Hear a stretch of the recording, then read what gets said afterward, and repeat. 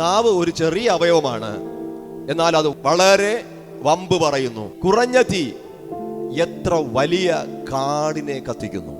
ഒരു ചെറിയ തീ ഒരു വലിയ കാടിനെ മുഴുവനും കത്തിക്കുന്നു. ചെറുതായിട്ട് ആരംഭിക്കുകയാണ്. എല്ലാ തീയുടെയും ആരംഭം വലുതായിരിക്കില്ല, പക്ഷെ ഒരു ചെറിയ തീ ഒരു കാടിനെ മുഴുവനും കത്തിക്കാൻ തക്കവണ്ണം ശക്തിയുള്ളതാണ്. അതുപോലെയാണ് മനുഷ്യന്റെ ശരീരത്തിൽ ഒരു ചെറിയ അവയവമായിരിക്കുന്ന നാവ്. ആ നാവിൽ നിന്ന് പുറപ്പെടുന്ന ചില തീ അനീതിയുടെ അവസ്ഥയിലേക്ക് കൊണ്ടുപോയി ജീവചക്രത്തിന് തന്നെ തീ കൊളുത്തി നരകാഗ്നി വരെയും അത് നടത്തുവാൻ പര്യാപ്തമാണ് ഈ തീ. അപ്പൊ പ്രിയമുള്ളവരെ, നാവ് കൊണ്ട് പലപ്പോഴും ഞാനും നിങ്ങളും എല്ലാം ഒരുപാട് തീകൾ കത്തിച്ചിട്ടുണ്ടാകും. അത് പല വിധത്തിലുള്ള തീയാണ്. സാത്താൻ തന്റെ നാവ് കൊണ്ട് ജീവചക്രത്തിലേക്ക് ഒരു തീ കൊളുത്തി. നാവും ഒരു തീ തന്നെ, നാവും ഒരു തീ തന്നെ. ആ തീ ഹവ്വയിലേക്ക് പടർന്നു പിടിച്ചു. ആ തീ തന്റെ തൊട്ടടുത്തുണ്ടായിരുന്ന ആദമിലേക്ക് പടർന്നു പിടിച്ചു. ആ തീ അവരിൽ കത്താൻ തുടങ്ങിയപ്പോൾ ദൈവത്തിന്റെ മഹത്വം അവരിൽ നിന്ന് മാറാൻ തുടങ്ങി.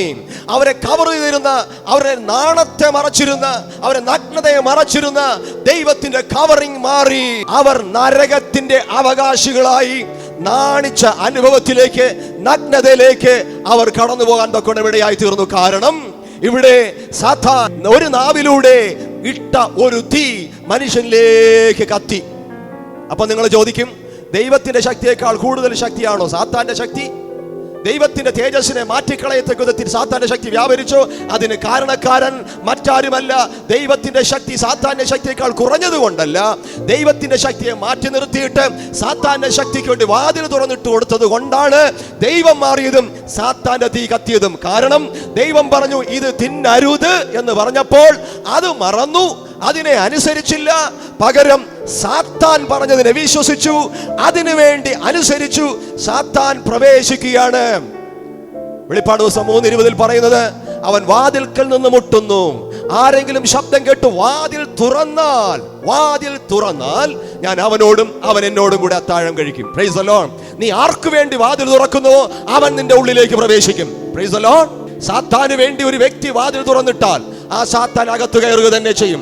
ദൈവത്തിന് വേണ്ടി വാതിൽ തുറന്നിട്ടാൽ ദൈവം നിന്റെ അകത്ത് വരും. നാവും ഒരു തീ തന്നെ.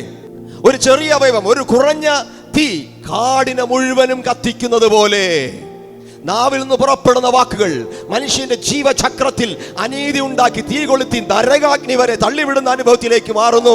ഇത് തുടങ്ങിയത് ഇവിടെയാണ്. എവിടെ? ഏദൻ തോട്ടത്തിൽ.